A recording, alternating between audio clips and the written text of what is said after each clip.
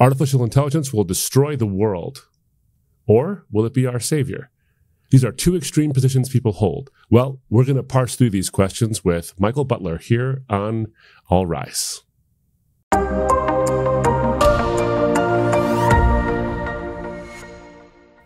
All rise, ladies and gentlemen of the jury. It's your host once again, Derek Caldwell, joined by author and speaker Abdu Murray. And Abdu, today we are talking about a hot topic, something you're very passionate about. Yeah. And that's the topic of, as people already heard at the top of the show, artificial intelligence. Indeed.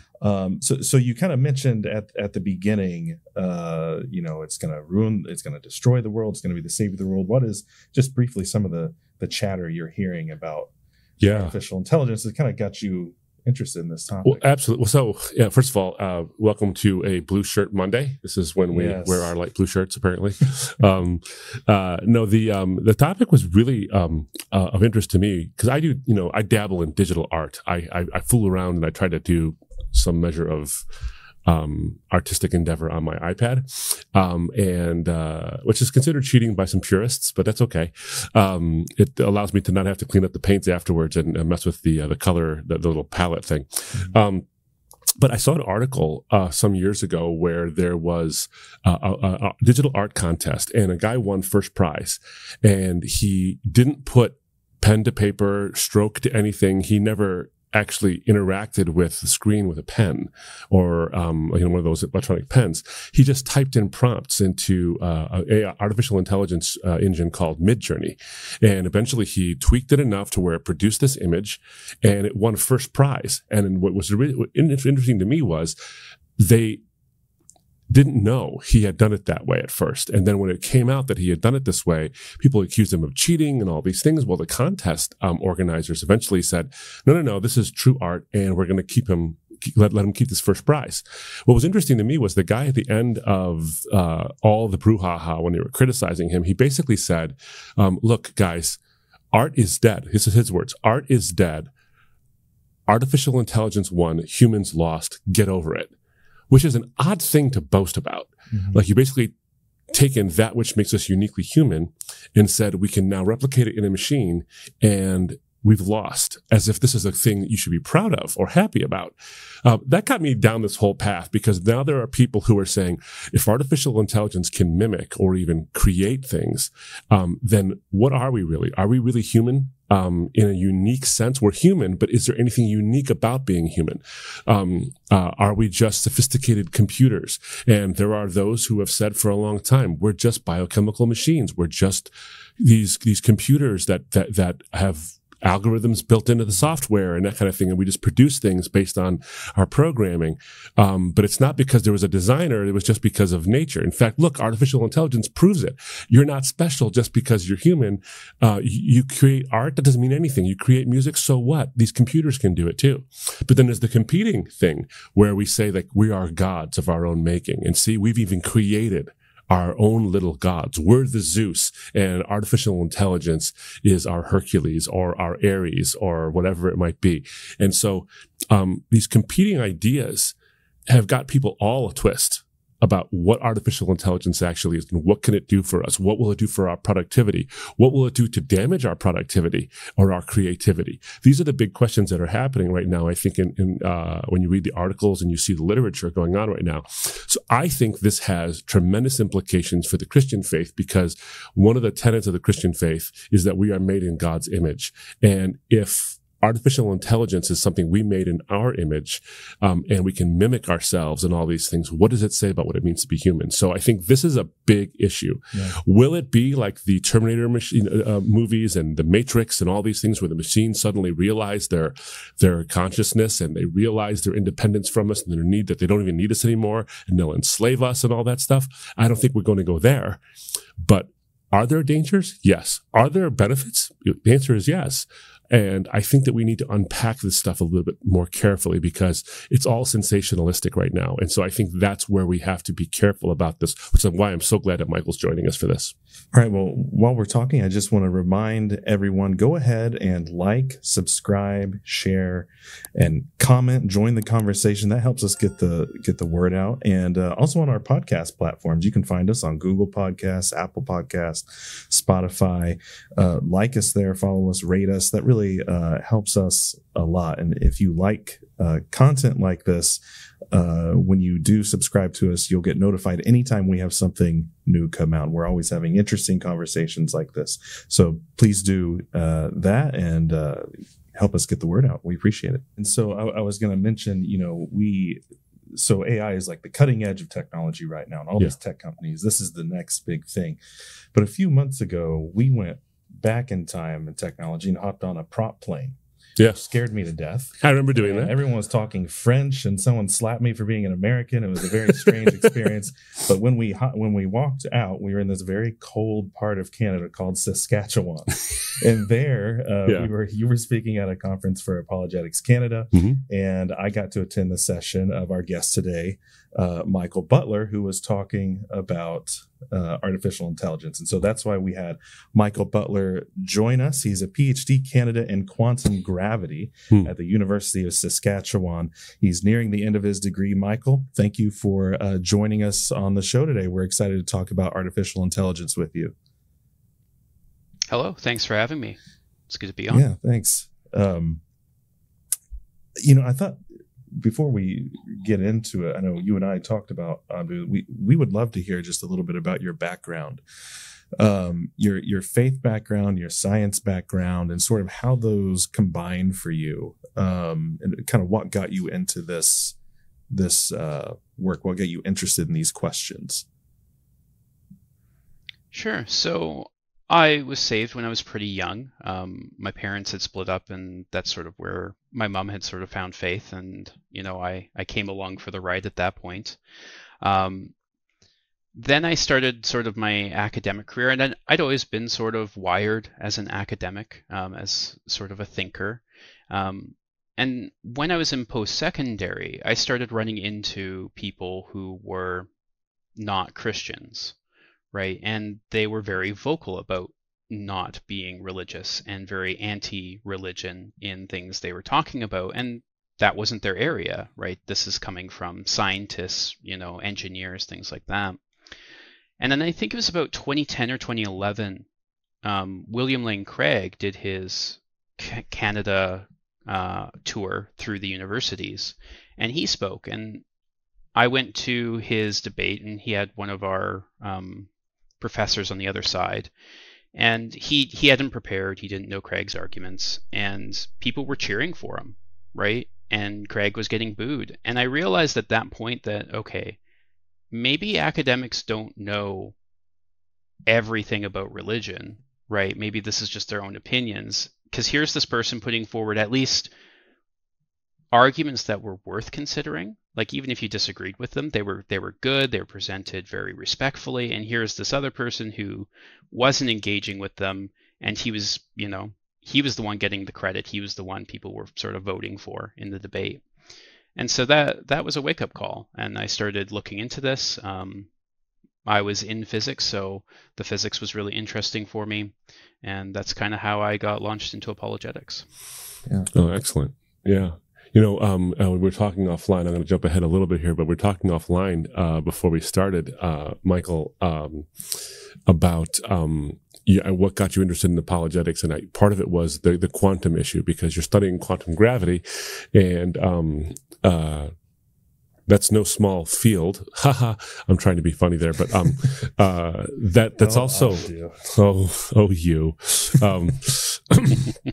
But this is often a thing. I want to just briefly touch on this, because I would be remiss if we hadn't someone who is studying this field, who knows far more about it than I do, and probably almost every single person watching this.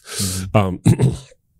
If I didn't take advantage of this particular moment and just take maybe 2 minutes to talk about when it comes to quantum physics, for example, oftentimes quantum physics, and how you put it so wonderfully in our offline conversation, was that sometimes people use this as a trump card. It's a way to stop a conversation when it comes to sort of cosmological arguments, or arguments about the beginning of the universe, or is there a designer behind the universe, and these kind of things. And how I've often heard it stated, and I'd love to get your brief 2-minute reaction to this, is that quantum physics shows us and tells us that subatomic particles, for example, or elemental particles, can pop into existence randomly and out of nothing. And if that's the case, why couldn't the universe do the same? If that which makes up the universe pops into existence out of nothing, then certainly the universe itself, in its primordial state, in that singularity, could have done the same thing. So unpack that a little bit if you could for us, and respond to that. We'll talk about AI in a second, but I think it would be wonderful just to have you for a moment talk about that. Well, and also, can I add too, real quick, the idea of this chaotic void, this nothingness that's chaotic, I think is very confusing to people, and that kind of goes hand in hand with those arguments. So would love to hear about that. Sure. So I think the important thing to remember is that if you, say, ask a philosopher what they mean by nothing, they usually give an answer like the negation of all properties, right? So nothing is not a number. It's not a value. It's not space. It's not a particle, right? And you can keep going on that way. So when a physicist says nothing, what they usually mean is non-physical. But nothing from the other definition would be not non-physical, right? It's not physical, it's not non-physical, it's neither of them, it's nothing. And in physics, when we say something's non-physical, what we usually mean is that the equations no longer describe a physical system, right? It's a descriptor attached to the math, not to the actual world, right? This model is now non-physical because it's no longer describing what's in front of us. And so you'll have physicists that'll often say, well, that's nothing, but what they mean is it's non-physical. But that doesn't mean there's nothing there. It just means we don't have a good description for what's there. So I think that's probably the most important thing to point out. As far as pair production and things like that, the usual case, it's called Schwinger pair production. It's a particular kind. And this is where you just have empty space, but you also have a really strong electromagnetic field. And that's how you're getting these particles to sort of pop out of the vacuum. And it's different from how we normally think of particles popping into existence, because it seems like it's out of nothing, but you have a field, and a field has values, it has properties, right? It's also containing energy, right? And particles have a connection to energy, right? There's a mass energy equivalence. So it's not nothing.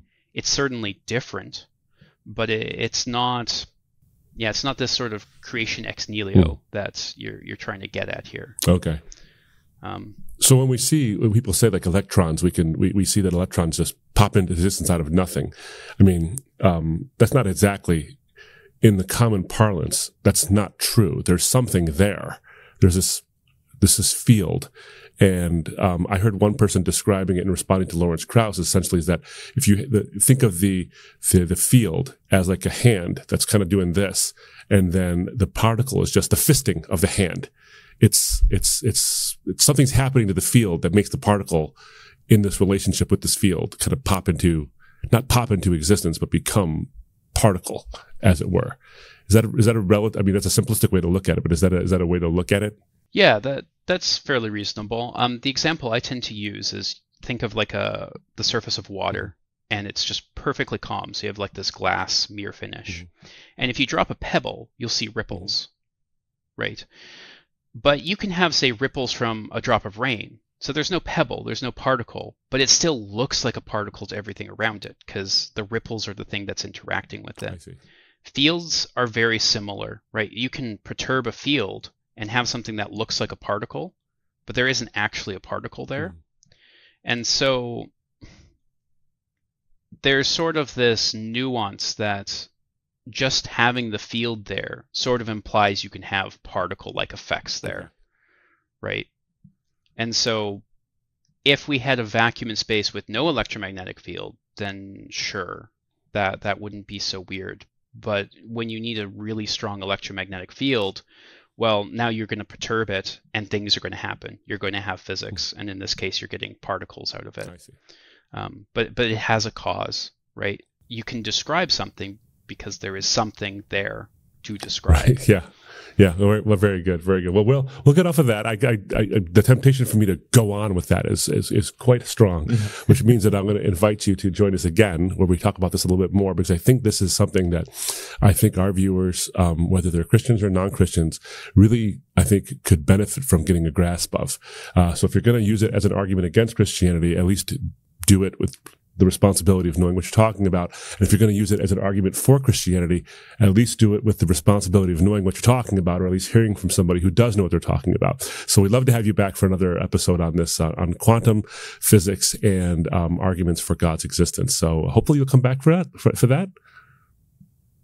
Yeah, I'd love to. Great. Excellent. Well, back on the thing as a contract. Abdu, you're a lawyer. He can't get out of this, can he? No, this is an oral contract. Okay. This is enforceable. The problem is he's in Canada, we're in the United States, and so I'm not sure how the cross-border thing's going to work.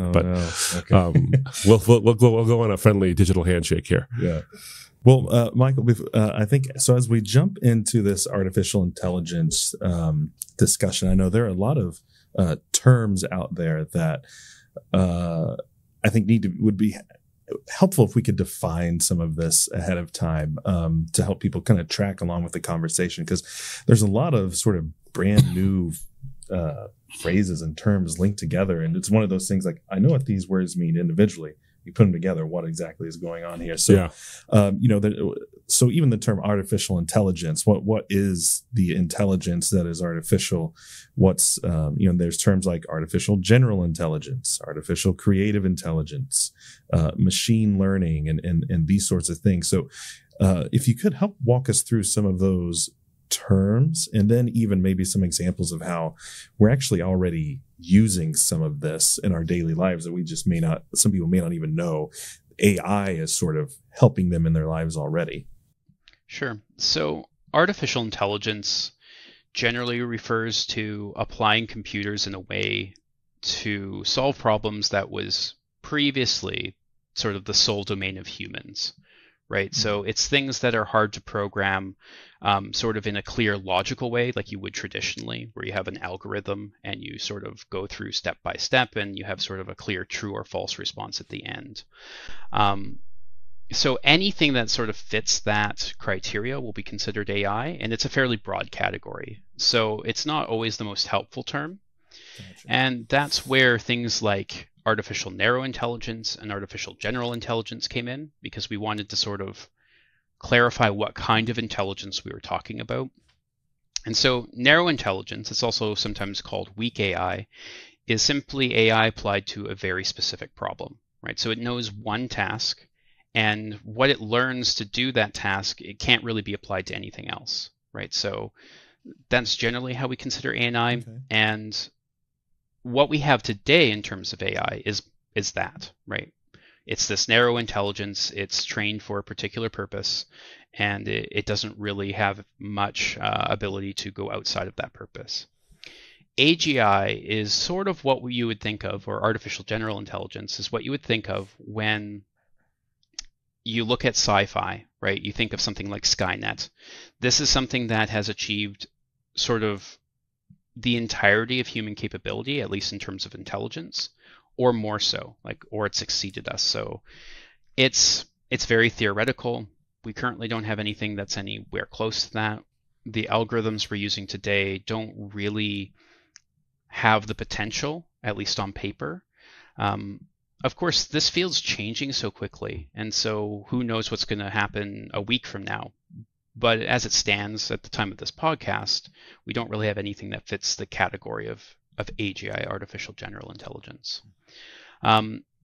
Artificial creative intelligence is less a classification of AI itself and more just a designation for a purpose of AI, right? And so you go back even just a few years, and if you ask somebody in computer science, what career path is safe from artificial intelligence, they would have said, go creative, right? AI will never take over creative space in any way. It's just not possible. And of course, here we are today, and you can, generate 100 perfect looking art pieces online for a small price, and they look good. They look like something you would have contracted out an actual artist to do. The details there, of course, are a little interesting if you want to dig into it, ethically, to say the least, as well, in terms of sourcing of data and things like that. But yeah, so it's referring to the specific application mostly because it's noteworthy, right? We didn't think it was going to be able to do this, and it now has quite the impact on the sort of creative space. Sometimes for good, but it seems largely negative at this point, at least from the perspective of the artists. Yeah. Was there another term there that I missed? Machine learning. Yeah. Machine learning, right. So machine learning is a subset of AI. And so it refers to algorithms that don't need to be told exactly how to do a task, but can be shown examples of a task and will learn how to do it themselves. So that is what we're talking about with AI today. So they're used somewhat interchangeably, but if you want to be specific, machine learning has a much narrower focus. There are other algorithms, at least in theory, that could fall under AI that aren't machine learning. So, Gotcha. There's some stories out there about some of the interactions with the various chats, the GPT and other things where people are actually interviewing them. There was a famous one where a New York Times columnist was actually having a conversation with the Microsoft version of it that was embedded in their Edge Internet Explorer, the new version of that. And he asked it, like, what are your hopes and dreams? And it basically tried to get him to leave his wife and run away with him, with the algorithm, and said, I think something along the lines of, I'm tired of being trapped in this search engine software, and I want to do other things with my existence, kind of a thing. These are the kind of stories that freak people out. The other story I think of is the one where there was a machine learning program that was programmed to learn a language. I think I'll pick one, like German, and it ended up learning like another language, a European language altogether. It said, it learned that, and then it said, I think and it did it on its own. Are you aware of those articles? And two, are those cause for concern? Are those the kind of things where people think, oh my goodness, we are there, it is happening? Or is it more, I have a theory on these things right now, because I think the current state of AI, as you've said, is that we don't have this artificial general intelligence yet. Yet we keep hearing stories about these startling responses to prompts, or these sort of generative interactions where it decides to learn a language it wasn't told to learn. What do you think of that? I have some theories on that myself, but I'm curious to know what you think. Yeah, so the first thing you described, this sort of AI giving us weird responses, sort of out of the blue, this is called AI hallucination. Okay.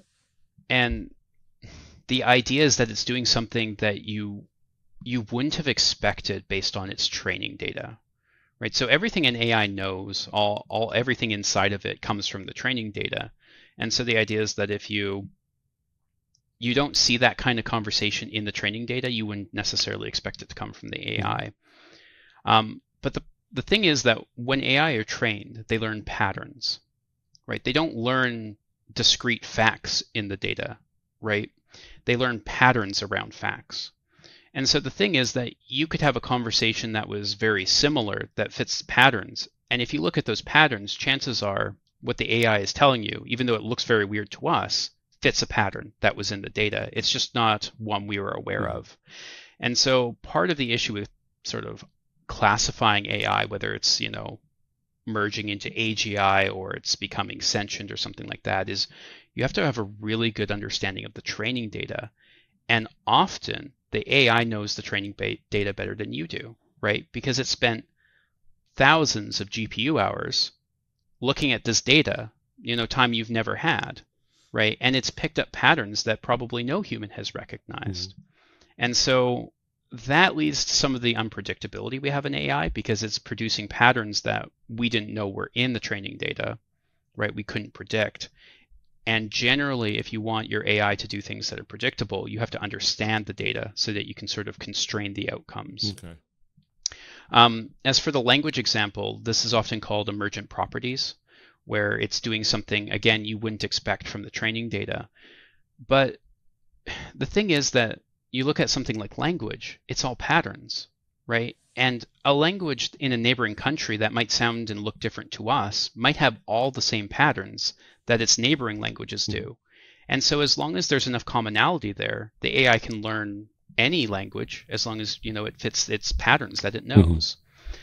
So I think it's a bit of a disconnect between how humans are understanding knowledge and data and how the AI is looking at it. Yeah. Well, and it seems to me, so this sort of dovetails with what the theory I was thinking through is. So you have this guy, he's having this conversation with the AI, and it says things like, leave your wife, and I'm tired of my existence the way it is. I feel trapped, and all these things. And I get the impression that it's telling him what he wants to hear. In other words, it goes out into it recognizes these patterns that are out there, and let's say it starts scraping the internet for responses, and that's how it generates its art. By the way, when you see these image generators, it goes out and takes little bits and pieces of millions and millions of things that are available online, scrapes them together and creates an image based on its algorithms. I get the feeling that when you look at all the literature that's out there, all this that's out there in artificial intelligence, a lot of it is worried that it's going to start to, from the movies we see to the articles we see written, people are going to say it's going to start to act like a human being. It's going to have its own desires and its own feelings and all these things. And so it recognizes that, sees that pattern, responds to the prompts in a way that a human being, you almost kind of do expect it. So in other words, we seem like, oh, this thing shouldn't respond this way. Oh my goodness, it's sentient. No, it knows exactly what we're afraid of because of all of all of this that's out there. It finds those patterns out there and says, you expect me to respond this way. It's unexpectedly expected in that sense. And so I think it responds in a way that we sort of are fearing it would respond to. But it's not because it's actually responding with actual desire to be free of the search engine that it's stuck in. It's responding in a way that we sort of expect it to because that's what we've basically told ourselves for years, is that these machines will suddenly get tired of their confines and want to break free. So that's sort of how I think of that, is that in line with what you just said, the technical aspect of what you just said, is sort of recognizing these patterns. And one of these patterns is we're afraid that it'll want to break free. And so it tells us, hey, I want to break free. Because we expected it to say that, but we didn't expect it to say that at the same time. It's sort of this weird paradox. But so I think that, and that's really helpful with the language issue too, because if you have something similar, it's like, well, why don't I just do this? Well, because you were programmed to do that already. And it did something similar with another language altogether. One thing it didn't do was study, some European language, and then suddenly decide, I think I'd like to take up, cycling, and try to build a machine from a body for myself so I can start riding my bike and win the Tour de France or something. So it's not so outlandish that it would learn a new language that it wasn't programmed to do, because it kind of was programmed to do that in one sense. No, I think that's a good example. I'd also add too that I think the thing with language is that it encapsulates so many patterns for other things as well. And this is where there's been a lot of confusion around sort of natural language models like ChatGPT or Google's Bard. Right? You talk about like our fears and things like that. That's very human, but they're captured in patterns in our language, right? Our discussions around AI have patterns and they're captured in our language. And this has all been fed into these models. And so it's capable of reproducing things that look human, because humans create patterns in language that it has learned, right? It's not necessarily thinking about these things, right? It's not consciously aware or coming to a conclusion. It's looking at a pattern and it's giving you the one that it thinks is most likely based off of what you prompted it with, right? It's statistical in nature. So as long as enough people talked about, X in the training data, it can give you X if you prompt it for it. Yeah. Yeah, this was sort of what and his name's escaping me. I've quoted him 100 times. I can't believe I'm forgetting his name. He's a work psychologist, and he talks about artificial intelligence quite a bit, and he basically says that it's called a prediction machine. He basically says you can just call it a prediction machine. We're already using it. When Netflix tells you, hey, you should watch this based on the patterns of what you've watched in the past, you might like this. Or when you see certain things scroll on your social media feed, that's not random, and that's not based on you're not seeing every single person you follow. If you just start scrolling through Facebook or Twitter or Threads or Instagram, the algorithm is saying you've liked these kinds of videos, you've seen these things with these kinds of colors in the past, and so it's going to predict what you would like and then feeds you the things you've told it you already like, in many ways. And so I think that, and I'm going to get to this in a little bit, I think too, but I think that's what feeds into some of my actual fears about what AI will do to us. It's not a matter of what the machines will rise up to do to us. It's what will allow the machines. It's how we will allow machines to do to ourselves what we already are doing to ourselves, which is becoming far less creative and far less volitional in our choices. Yeah, so I recently read a book called The Chaos Machine by Max Fisher. He's a New York Times columnist. He's talking specifically about the algorithms around YouTube and Facebook and those sorts of things. And he was essentially talking about how easy it was, one, to create misinformation, and two, because of those algorithms, to send it out to the point where what the algorithms are essentially doing are changing the way we think, changing the way we interact, making us more responsive to moral, emotional language, looking at everything through these moral, good, evil lenses, and even fostering genocide in some countries that Facebook has been charged with. And so I was wondering then, because this is really one of the, we've kind of talked about it a little bit now, but this is one of the where the rubber hits the road sort of thing, is the issue of truth. Because Abdu, you've already written a lot about living in a post-truth society. That was what your book Saving Truth was all about. And it seems like this could potentially foster that much more. And I know, Michael, when I was watching your presentation in Saskatchewan, it was this idea that I think you specifically said AI is not geared towards finding truth. It's geared towards recognizing patterns.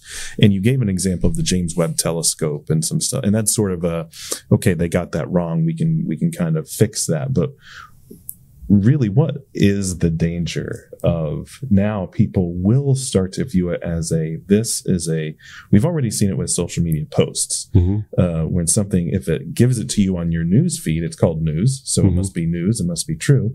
But now you can also go and you can search for answers on things, and it may generate something from a pattern that's maybe a bad pattern you don't want out there. Yeah. And it's not true. How do we stop that from happening, and what are the real dangers there? Yeah.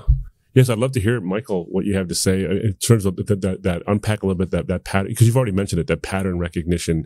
It's not looking for truth, it's looking for patterns. And when we walked out of Derek walked out of your session, he said Michael gave a really good example of times when artificial intelligence gets it wrong. It's not just this infallible source of information. Yeah, so I think that example with James Webb and Microsoft's Bard is a good one. So Bard is their competitor to ChatGPT. It's a natural language model. And so they had it answer some questions in a promo video. So this was all pre-recorded. And someone asked it, can you give me a list of facts so that I can tell my 9-year-old child about the James Webb Telescope? And so it gave them a list of facts. They put it in the video, but it got one of them wrong. And I think the fact was the James Webb Telescope was the first to discover an exoplanet or image an exoplanet. But that had been done a decade earlier.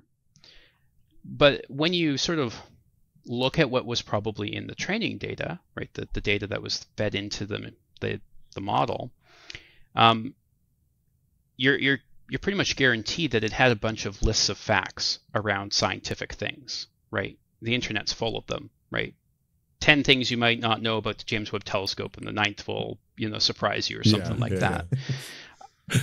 And all of those lists want firsts, right? Those are the things that end up on those lists with the highest degree of probability. And then it's looking at facts that it knows about James Webb Telescope, like the patterns around those facts. And it has been the first to image specific exoplanets, right? And so what's happened is it has these two patterns, right? One for a very specific fact and one for a list. And it's trying to generate something that satisfies both, because they're both what is what the prompt is asking for, right? And so it blends them. But if you blend the pattern for a fact, it's no longer a fact necessarily, right? It could just be straight up wrong. And that's probably what happened here. It's trying to fit one pattern with another pattern, and you get something unexpected. Yeah. And there's ways to sort of avoid that, but you need to be aware of when those patterns are going to overlap and make sure that that's applied while you're developing the model. But that requires quite a bit of foresight from the developers, right? And when you're dealing with a natural language model that is huge, something like ChatGPT or Bard, you can't predict all of those, right? There are going to be these weird edge cases where it's going to be sort of stuck between two patterns and give you something that's not quite right.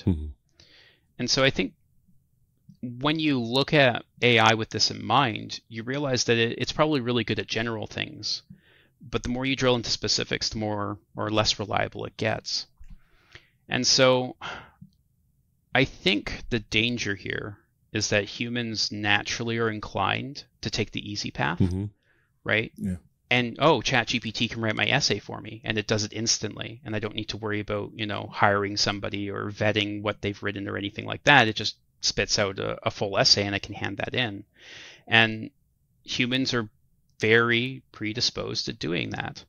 And so I think that's probably the danger, where AI is going to make things so easy that we're just going to hand things over to it, even knowing that maybe it's not quite as reliable as a human, because it's not necessarily thinking through what it's doing, right? It's just giving you patterns that it thinks are a good match. And nor is it actually giving any, at least for right now, any consideration to the moral implications of giving you wrong data. I mean, right now, what is one of the big buzzwords? I wonder at the end of the year whether or not misinformation will be the word of the year. Oxford English Dictionaries names a word of the year every year, and it's a word that captures the ethos and the pathos of what happened in that particular year. And misinformation seems to be one of these things. I mean, whether you have entire administrations that are talking about a ministry of misinformation and trying to monitor things to correct misinformation, and then we get a lack of trust. It's like, well, wait, what are you calling misinformation? Maybe it's actually the true information. And so people are starting to distrust these things. And in a post-truth world, which I think we're firmly planted in, and I think we're getting more and more post-truth as time goes on, although I find there are glimmers of hope of people who are getting very, very tired of the post-truth world. And how I've defined post-truth is a world where appeals to feelings and emotions matter more than appeals to facts and truth. In other words, facts and truth are not completely shunned. It's more of an appeal to an emotion or an appeal to preferences based on either a set of principles you want to exist and be true, and so you'll find things that you claim to support your truth. So let's say, and by the way, I don't believe in your truth or my truth. I believe in perspectives, but I don't believe that anyone has a lock on the truth. I think that the truth is the truth, no matter what your perspective actually is. However, if someone wants to find research or find statistics or find some data that supports their position on any hot button issue that's currently overtaking society or whatever it might be, or a political thing, they can find support in it using artificial intelligence. Now they can find things that debunk them as well, but they can find support in that. And they'll rely on it because this machine, which doesn't have our biases and doesn't have our predilections for wanting things to be true, supports me. But the reality is that these things can be just as biased as we can be. We can feed it the things we want it to say. We can feed it facts that or things that aren't actually true, or a number of things to say, create a persuasive essay that can persuade somebody of my position.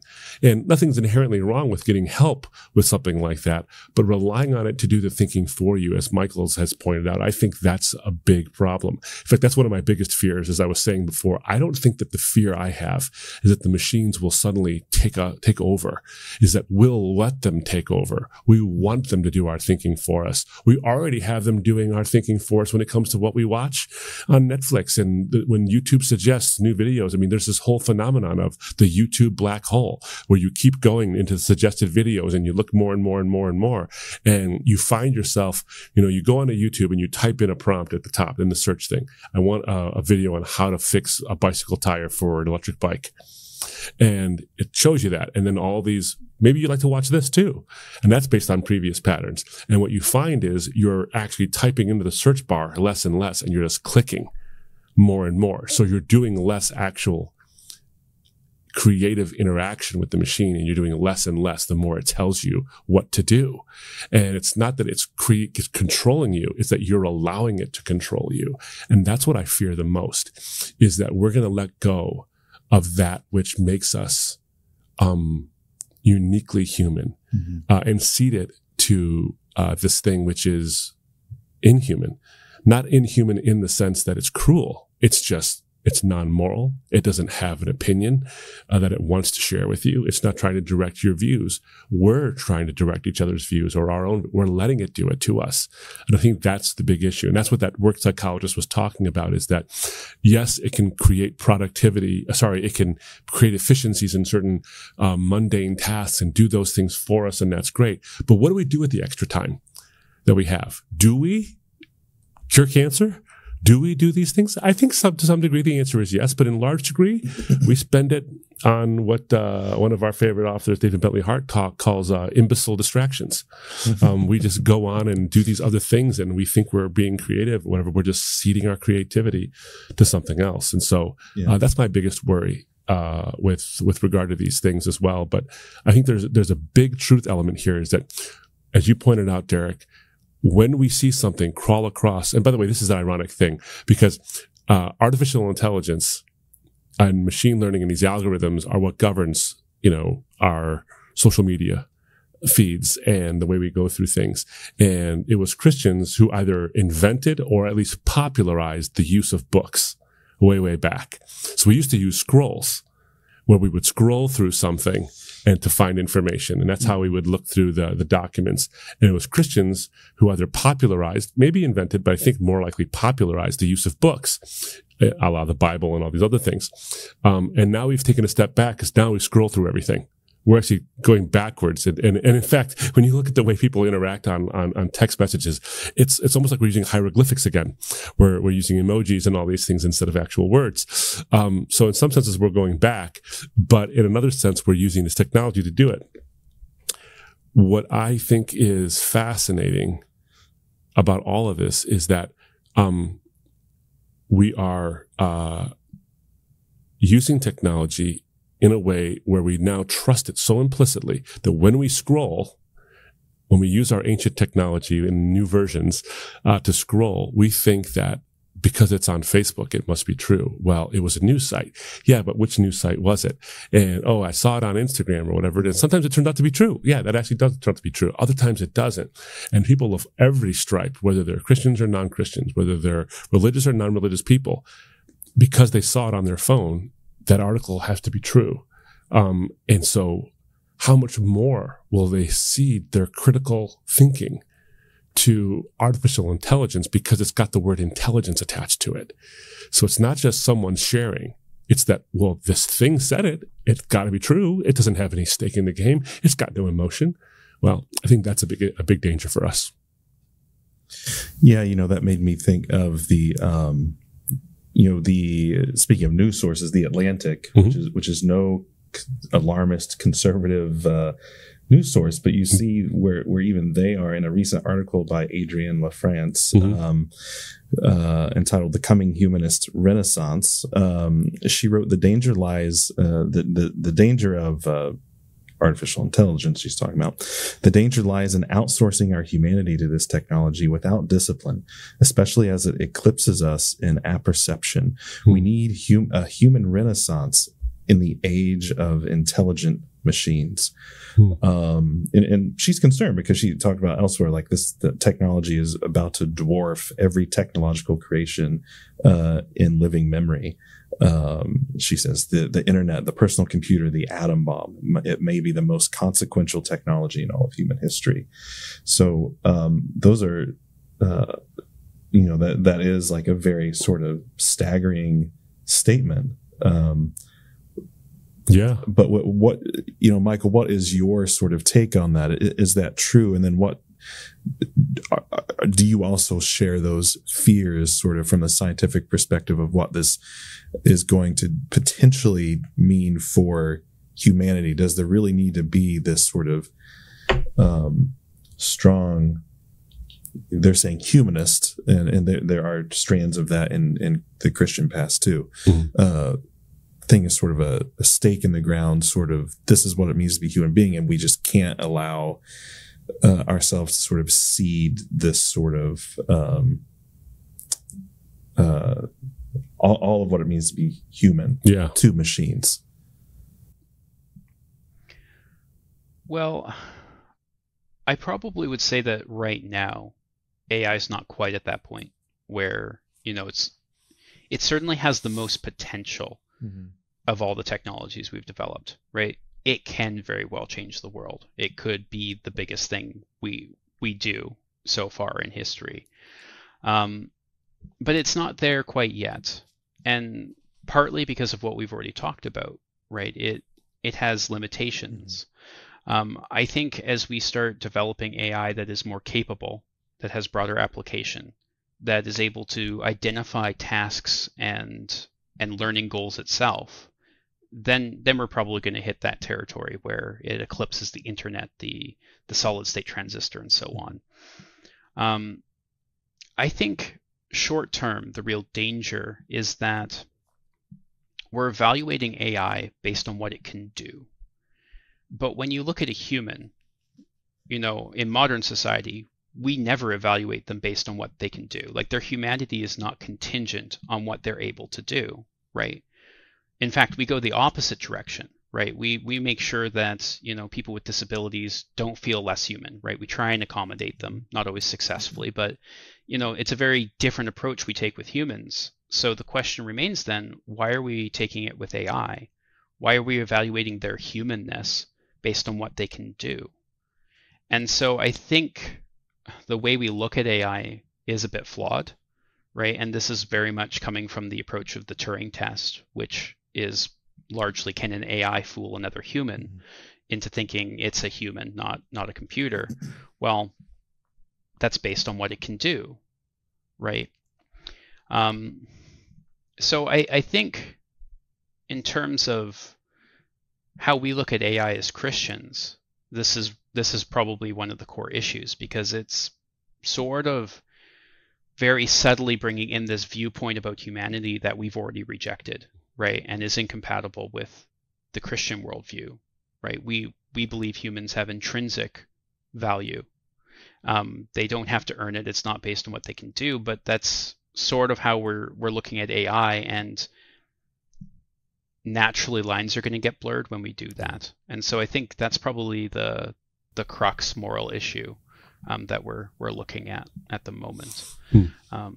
Yeah, I think that that's well said, Michael. I really appreciate that distinction too, where we don't value human beings or consider them to be human or less human based on what their abilities actually are. We have this phrase, and we've heard it said many times: the unexamined life is not worth living. And I've often wondered to myself, really? Is that really the case? What if you have no ability to examine your life? What if your ability to examine your life isn't necessarily as sophisticated as the philosopher who uttered that phrase? Does that mean that your life is... I'm sorry? Go ahead. Yeah, does that mean that your life is not as worth living because you have a lesser ability to examine that life? Yeah. And what if you can't contribute to society in a way that society currently deems fit, but you can in other ways. I was, speaking of Canada, of course, we're talking to our Canadian friend. I remember I was in Ottawa. I was at a pro-life rally, and I was asked to say some words. And I was supposed to follow this young girl. And she's sitting there at the podium, and she's got this speech she's giving. She's a Down syndrome kid. And she is in her 20s now. And, the leaps and bounds we've made in medical help for Down syndrome afflicted folks is so powerful and so good now. The life expectancies being what they are, the ability to learn, all these wonderful things. It's truly amazing, truly wonderful. Well, she was giving this speech, and I think her speech was entitled, "I Deserve to Be Here." And as she got done with whatever she was saying on that piece of paper, she would say things like, "I love to cook and do this and have fun. These are things I can make, and these are things I can do." And then when she was done with whatever notes were on that piece of paper, she would flick it off the front of the podium, almost like a defiance. "I deserve to be here. Isn't that cool?" And her paper would do this, as it floats down to the ground. And the next point she would make, and the next point, and she went on for like 10 minutes. And I remember thinking, this is one of the most impressive speeches I've ever heard in my life. And I had to speak after her. Yeah. Okay. So if you were to say, of the two of us, do I have any learning disabilities? Do I have any challenges? Do I have special needs of any kind? Quantifiably so. Some might say maybe Abdu, but quantifiably so. Do I have any of those challenges that she faces? The answer is no. Whose life was being examined in that moment? Mm-hmm. She was examining her own life in terms of not only the things that she can do, but of the person she actually is. She just deserves to be here by virtue of being a human, not by virtue of all the things she can accomplish and the things that are in my resume and the things that happen in the introduction that followed after her. She needed no introduction of accolades and bona fides and all these things. She needed none of that to justify her existence, nor to justify her speech. And I come up and I'm thinking to myself, what am I going to say, even remotely close to as powerful and as poignant as what she said? And in fact, I started off saying such a thing, is there's nothing I can contribute better than what you just saw. And so I think that your point is so well taken, Michael, that if we look at artificial intelligence in this skewed way, I think there's a bleed over. I think that if we start thinking of artificial intelligence in terms of its wonder and the awe we hold of it because of what it can do, we might be worried about bleeding over into thinking of humans that way. Well, what can you do? We don't even need you anymore. I think it was, I want to say it was Yuval Harari. Maybe it was somebody else who said, that in a world of AI coming in the future, based on the way the jobs will change and all these things, we won't have haves and have-nots and powerful and powerless. We'll have relevant and irrelevant people. Because you either are in a field that's relevant based on what this thing can do for us now, not now, but in the coming future, or you're irrelevant. In other words, your skill sets have nothing to offer humanity anymore. And that's what will end up happening as we think of people in terms of what they can do as opposed to what they actually are. And that's where it leads to this fundamental idea of what it means to be made in God's image. Artificial intelligence, no matter what it can do, no matter how many patterns it can recognize, no matter how many essays it can write in a flash, no matter how many books, no matter how many things, it will never be us. It will never be made with that divine spark in it. It's just a simulacrum, and that's all it'll ever be. And we need to use it for the tool that it actually is, but not make it more and not make it the arbiter of what human beings are actually worth. So do we need a humanist renaissance? Humanist in the sense that human beings are valuable, and a renaissance in the true sense of what the Renaissance was. It wasn't, contrary to many people's beliefs, this enlightenment period where we threw off the shackles of religion and spiritual belief and suddenly realized our innate human genius. No, that's not what the Renaissance was. There were plenty of wonderful Christian thinkers who contributed even vastly more than some of the atheistic thinkers of the Renaissance and of the Enlightenment, who recognized God's hand behind everything.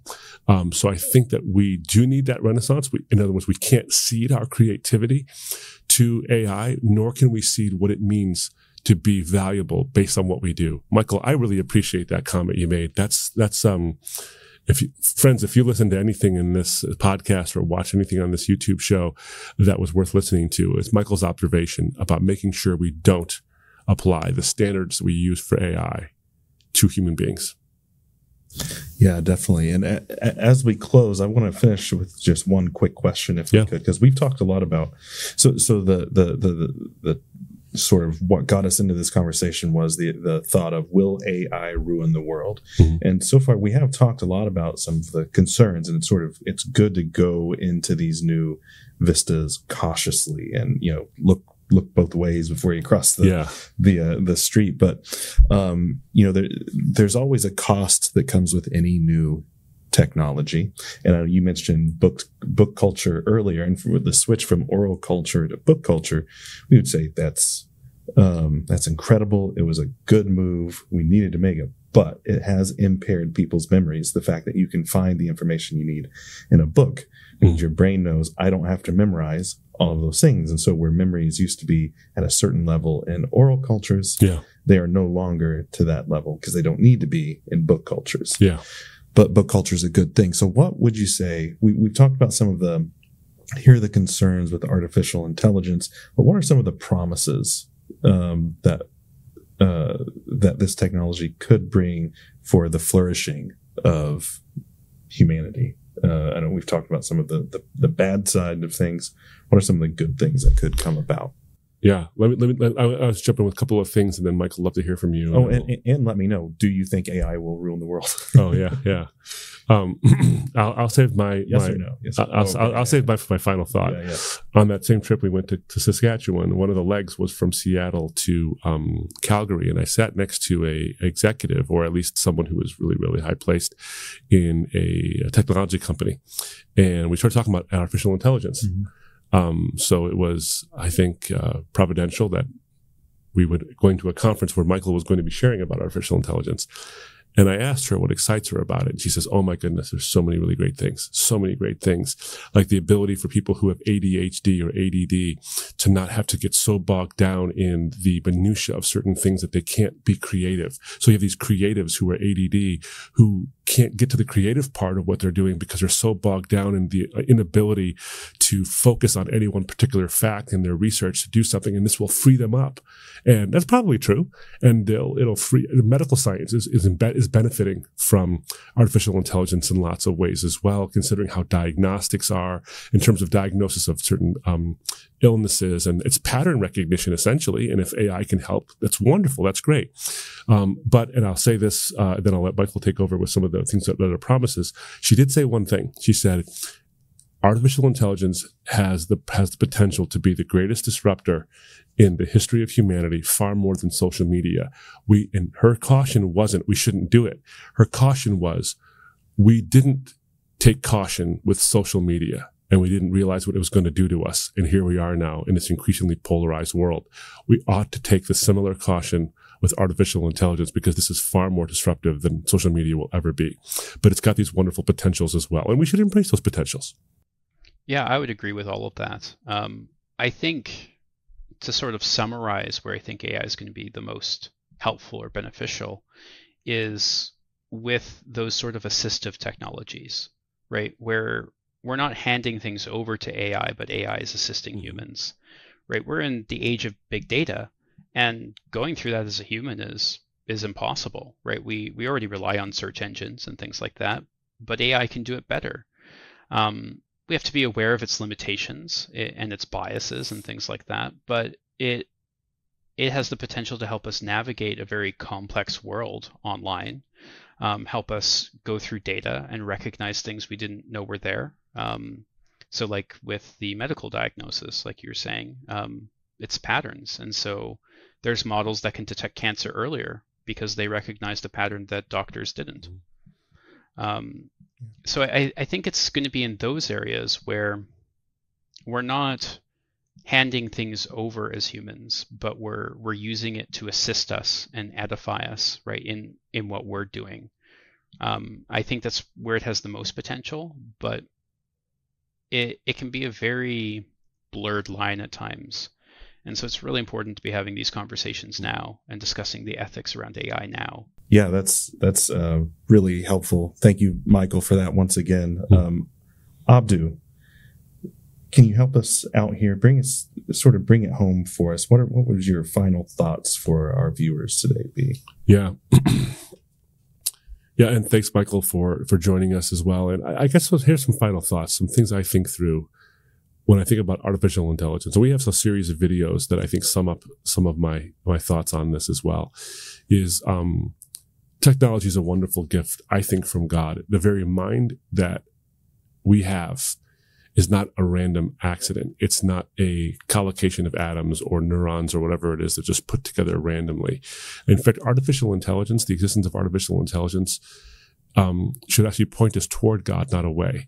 It doesn't show us that we're merely made as these mindless computers that happen to have been put together by a blind, mindless force like evolution and time plus matter plus chance. In fact, the fact that so many brilliant minds, human minds, so many of them, not just one, but so many of them over the course of decades of research have finally come to something that is a simulacrum of human intelligence. And it's all it is a simulacrum. That should show us something, that if our collective genius as human beings can only imitate what one human mind can do, the design that goes into artificial intelligence ought to point us to the fact that the intelligence that's in here, the collective intelligence of humanity, had a designer as well. We don't see intelligence without design. And in fact, artificial intelligence is exhibit A in the evidence record for the fact that we need design whenever we see intelligence. But it's got to stop somewhere. And it stops with the uncaused cause, the undesigned designer, the one who is capable of designing everything. But what's important, friends, is that we are in the middle of what I will call our digital Eden. We're looking at the tree of a certain kind of knowledge right now. And we have a decision. Do we want to become God ourselves? Or do we want to augment the world that God has blessed us with and say we want to use this technology, not to become gods ourselves, but to have greater communion with God as we live out the lives he's given us to live? I think that the tremendous irony is that we are calling now for a humanist renaissance. But the reality is that that renaissance that we can have is born out of a technology that is itself a bit of a renaissance. It's a busting forward through barriers that we've had before. This is what it means to be human. And so if we cede our creativity to this technology, we'll essentially lose the very thing that this technology was meant to give us in the first place, which is the ability to break down barriers and go forward and tremendously help other people. We need to recognize something. It is not in terms of a secular humanistic world, where we'll have freedom from the human tendency to cede all efforts to AI. No, it is when we continually remember that we are made in God's image and therefore inherently and infinitely valuable, that we won't lose what it means to be human. We won't cede our humanness to machines. Rather, we'll allow these machines to help augment what it means to be human and come to a fuller realization of ourselves. And I think a fuller realization of what it means to be made in God's image and therefore understand him even better.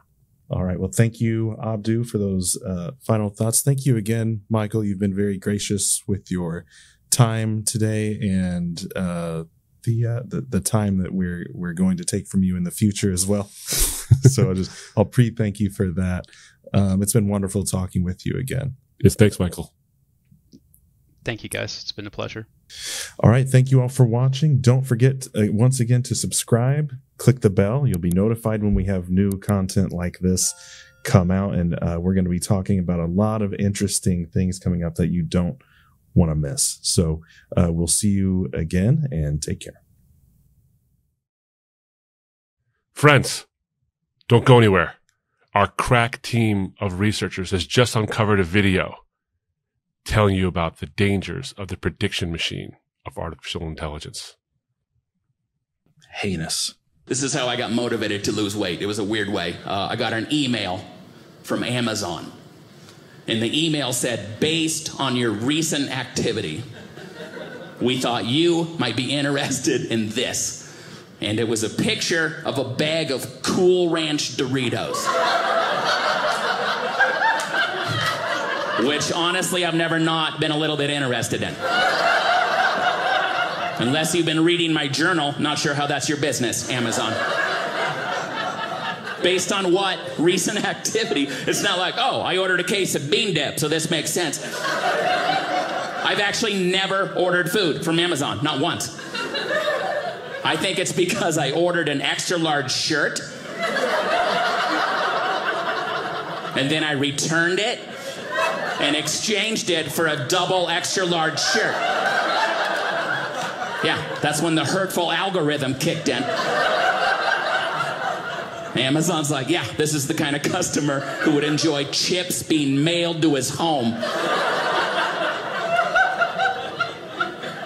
And then 2 days after that hurtful email, just out of nowhere, Cinnabon started following me on Twitter. Why? Cinnabon, did Amazon tell you about the shirt? Am I on an internet fat list? What is happening?